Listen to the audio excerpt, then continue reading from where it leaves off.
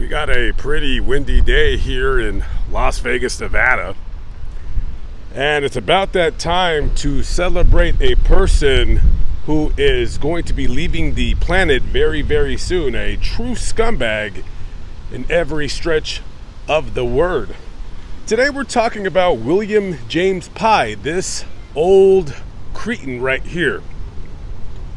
So he's scheduled to be executed somewhere between March 20th and March 27th. I'll get back to that in a minute. So why is he going to be executed? Well, because William here, he raped and killed his ex-girlfriend. So let me explain the story really quickly. So this takes place in Georgia.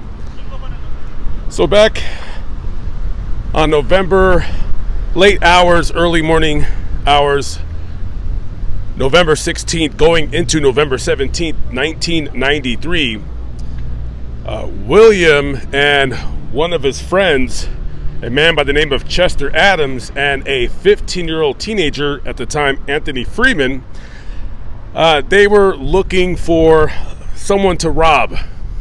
And William had the perfect person.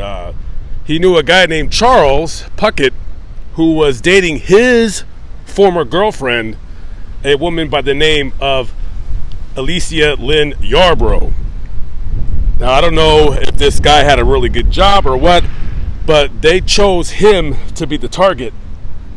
Now, Alicia and William, they had been broken up for quite some time.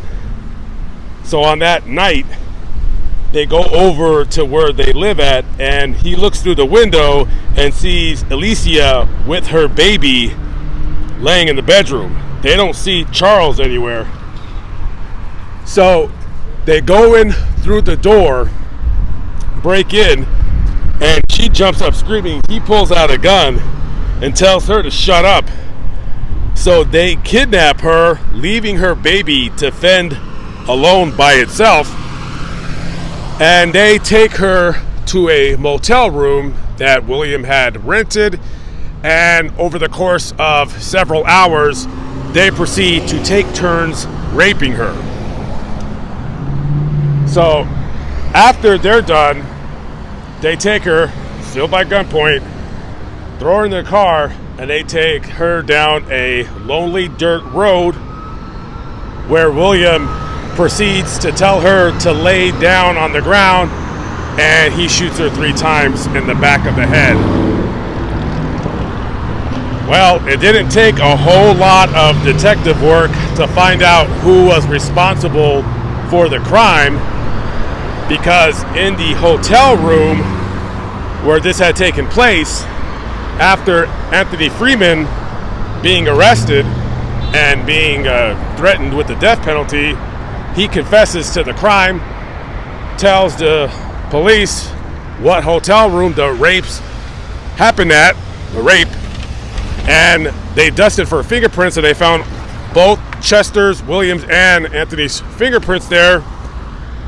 And only but a few hours after she had been killed, they found her body, and her body contained semen found by William. So they ended up finding all 3 guilty.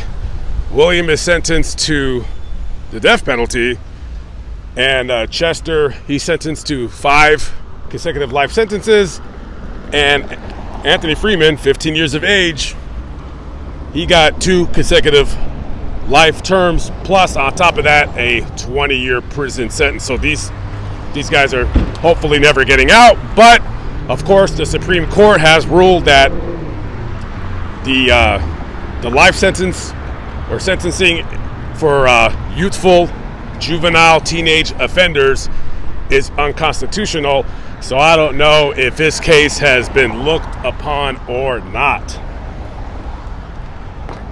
So I wanted to talk about what's so weird about, because I've never heard. So the judge, usually there's an execution date, but I didn't know this, but apparently the judge said that this guy is supposed to be executed between 7 p.m. March 20th and noon, March 27th. Now, he was supposed to be executed a few years back. However, because of the pandemic, I guess slowing the court system down, he's been able to make it alive without being executed. So hopefully this bastard gets what he deserves, and hopefully he won't be on this planet too much longer. A true piece of filth in every stretch of the imagination. All right, guys, I'm out of here. I'm hitting the road. I will catch up with you on the next video. Peace out.